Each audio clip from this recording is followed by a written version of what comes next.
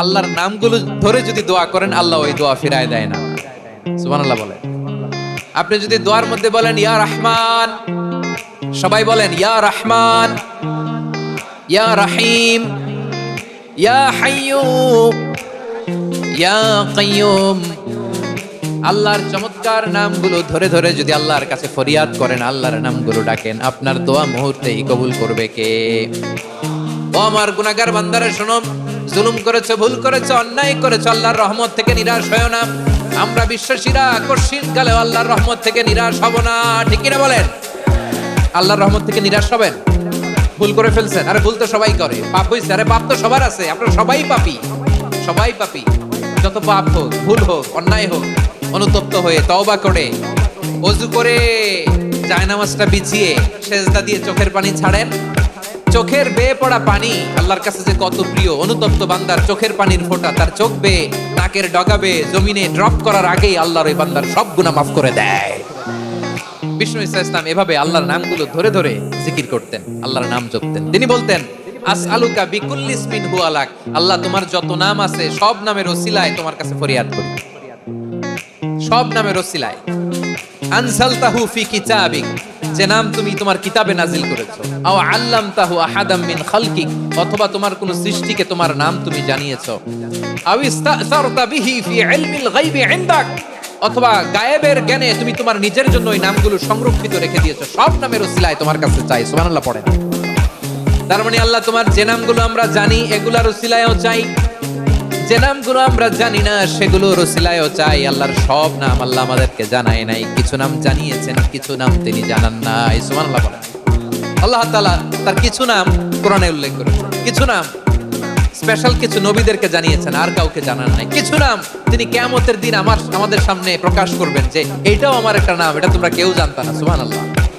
Surprise হিসেবে আল্লাহ তাআলা দিয়েছেন, কেউ জানে না।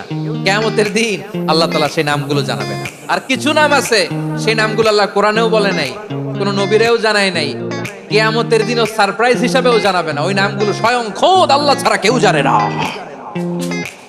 এজন্য বিশ্বনবী দোয়ার সময় বলতেন, আল্লাহ তোমার যে নামগুলো জানি, যে নামগুলো জানি না, সব নামের বরকতে তোমার দরবারে চাই, সব নামের ওসিলায় তোমার কাছে ফরিয়াদ করি।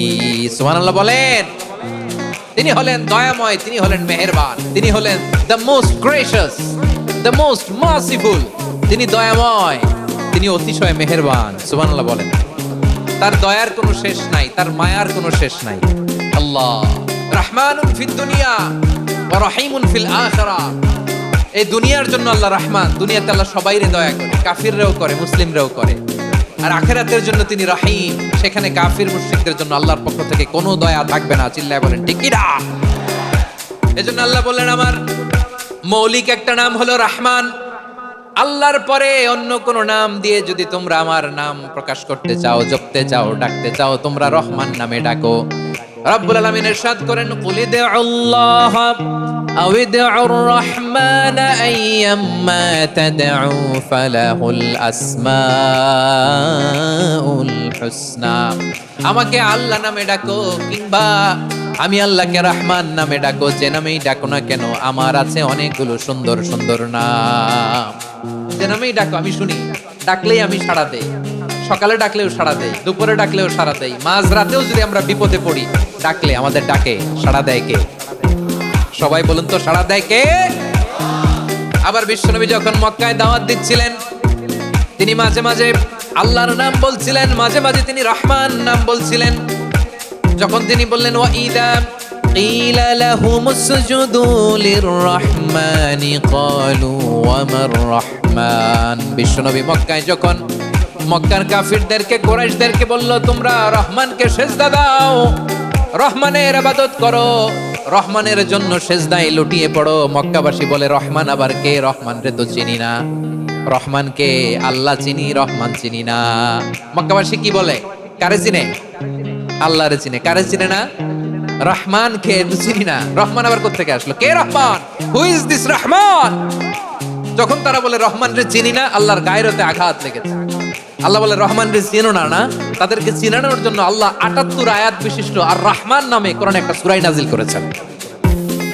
যখন মক্কার কুরাইশরা বলে আল্লাহ চিনি, রহমান চিনি না, আল্লাহ বলে রহমান রে চিনো না, তাহলে চিনে নাও। রহমান নামে তিনি ৭৮ আয়াত বিশিষ্ট কালামুল্লাহ মাজিদে একটা গোটা সূরাই নাজিল করে দিয়েছেন। তিনি নাজিল করলেন আর রহমানু আল্লামাল কুরআনা খালাকাল ইনসানা আল্লামাহুল বায়ান। দয়াময় রহমান শেখালেন কোরআন, বানালেন ইনসান, শেখালেন বায়ান। দয়াময় রহমান শেখালেন কোরআন, বানালেন ইনসান, শেখালেন বায়ান। দয়াময় রহমান শেখালেন কোরআন, বানালেন ইনসান, শেখালেন বায়ান। পড়েন আল্লাহু আকবার। আল্লাহ বলে রহমান কারে বলে চেনো না, শুনে নাও। ৭৮ আয়াত বিশিষ্ট গোটা একটা সূরাই নাজিল করে দিলাম, সূরাত আর রহমান। আর রহমান তিনি দয়ালু, আল্লামাল কোরআন, তিনি মানুষকে কোরআন শিখিয়েছেন। খালাকাল ইনসান, মানুষ বানিয়েছেন। আল্লামাহুল বায়ান, মানুষকে কথা বলা বর্ণনা করা শিখিয়েছেন। পড়েন সুবহানাল্লাহ। গোটা একটা সূরাই নাজিল করেছেন, সূরাত আর রহমান। আমার বারোখালীর ভাইয়েরা, তার নাম হচ্ছে আর রহমান আর রাহিম, মানে দয়াময়, মেহেরবান। তার দয়া যে কত বেশি আপনি কল্পনাও করতে পারবেন না, আপনি কল্পনাতেও আনতে পারবেন না তার দয়া কত বেশি। বিষ্ণু ইসলাম ফরমান, লাম্মা কাদাল্লাহুল খালকা কাতাবা ইনদাহু ফাওকা আরশিহি। আল্লাহ যখন মহাবিশ্বের সব সৃষ্টি করে সারলেন, তিনি আরশের উপরে লিখলেন সাবাকাত রাহমাতি গাদাবি, সাবাকাত রাহমাতি গাদাবি। কোথায় লিখছে? আরশের উপরে। আওয়াজ করে বলেন তো কোথায় লিখেছে? আরশের উপরে আল্লাহ লিখলেন সাবাকাত রাহমাতি গাদাবি। এর মানে হলো আমার দয়ার কাছে, আমার ভালোবাসার কাছে আমার ক্রোধ পরাজয় বরণ করেছে। আমার দয়ার কাছে আমার রাগ কিংবা ক্রোধ পরাজয় বরণ করেছে। মানে আমি আল্লাহর দয়া আছে, আবার আমি আল্লাহর ক্রোধ বা রাগ আছে, কিন্তু আমি আল্লাহর রাগের চেয়ে দয়া বেশি। আওয়াজ করে বলেন, আল্লাহর রাগ বেশি না দয়া বেশি? আল্লাহর যদি রাগ থাকতো আমরা বাঁচতে পারতাম? যে পরিমাণে আকাম কুকাম আমরা করি, অপকর্ম করি, অন্যায় করি, জুলুম করে জুলুমের আড্ডাখানা বানিয়ে রেখেছি গোটা দুনিয়াকে, আল্লাহ যদি মুহূর্তে মুহূর্তে রেগে যেতেন আমরা বাঁচতে পারতাম? মহাবিশ্ব সৃষ্টির পরেই তিনি আরশের উপরে লিখেছেন সাবাকাত রাহমাতি গাদাবি, মানে আমি আমার দয়ার কাছে আমি আল্লাহর ক্রোধ, রাগ, ক্ষোভ এটা পরাজিত হয়েছে। সুবহানাল্লাহ বলেন। আবার বিষ্ণু বললেন জাআলাল্লাহুর রাহমাতা মিয়াতা জুজ, আল্লাহ দয়ার ভালোবাসাকে 100 টুকরা করলেন। 99 টুকরা দয়া মায়া ভালোবাসা আল্লাহ নিজের কাছে রেখে দিলেন, আর 1 টুকরা দয়া মায়া ভালোবাসা আল্লাহ গোটা বিশ্বের সবার মাঝে ঢেলে দিলেন। দয়া মায়া ভালোবাসা 100 টুকরা করে আল্লাহ নিজের কাছে রাখছেন কয় টুকরা? সবাই বলেন 99 টুকরা। আর গোটা বিশ্বের সবার মাঝে ভাগ করে দিয়েছেন কয় টুকরা? এবার এই 1 টুকরার নমুনা দেখেন তো পৃথিবীতে। স্বামী স্ত্রীর জন্য কত ভালোবাসা, বন্ধু বন্ধুর জন্য কত ভালোবাসা, গার্লফ্রেন্ড বয়ফ্রেন্ডের জন্য গলায় ফাঁস লাগে, আছে না নাই? এই এখন গলার আওয়াজ বাড়ছে ইয়াংদের। হুজুর এখন গার্লফ্রেন্ড বয়ফ্রেন্ডের ভিতরে ঢুকছে, এখন আমরা আছি হুজুর। জেগে উঠছে বারোয়াখালী। দেখেন এই তো কয়েকদিন আগেই তো, কত বছরের 12 না কত বছরের এক মেয়ে, কত বছর? 11। ওই দেখেন সব মুখস্থ দুষ্টগুলার, আর কিছু মুখস্থ না থাকলে এগুলো মুখস্থ। 11 বছরের, তারে কি বলবো, তরুণীও তো না, কিশোরী। এই কিশোরী ভালোবাসার টানে বাপ মা থুইয়া চলে গেছে কোথায়? দেখেন ভালোবাসারে আল্লাহ 100 টুকরা করেছেন, 99 টুকরা ভালোবাসা আল্লাহ নিজের জন্য রেখেছেন, 1 টুকরা আমাদের সবাইকে ভাগ করে দিয়েছে। যত পাখি আছে পৃথিবীতে, যত মাছ আছে, যত প্রাণী আছে, যত মানুষ আছে, যত জিন আছে, আমরা সবাই মিলে পেয়েছি ভালোবাসার কয় টুকরা? আর আরশে আজিমের অধিপতি আল্লাহ, তিনি তার কাছে ভালোবাসা রেখে দিয়েছেন কয় টুকরা? তাহলে এবার আওয়াজ করে বলেন, আল্লাহর রাগ বেশি নাকি দয়া বেশি?